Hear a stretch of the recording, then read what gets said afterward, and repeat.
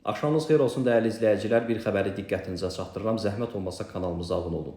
Bugün Ana Vətən Partiyasının qurultayı keçirilib. Bildirim ki, partiyanın sədri keçmiş deputat Fəzail Ağamalıdır.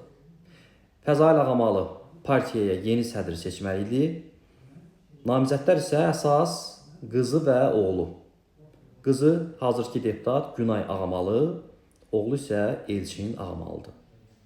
Bizə video göndəriblər. Videodan görünür ki, Elçin Ağamalıya, yəni oğluna daha çox səs verilir. Və bunu görən Fəzail Ağamalı ayağa qalxır və əsəbləşməyə başlayır. Nəhayət, partiyaya sədr seçilmir. Məlumata görə Fəzail Ağamalı ilə oğlu arasında əlbəyəxa dava düşür, aləm dəyər bir-birinə. Qızı Günay Ağamalı ilə də danışdım, bildirdi ki, bu video köhnə videodur, qurultaya aidiyyəti yoxdur. İndi bilmirəm nə dərəcədə düzgün, doğru bizə məlumat verib, sadəcə onun olanını deyirəm, yəni sizə nə deyibsə onu deyirəm. Belə dəyərli izləyicilər, paylaşın.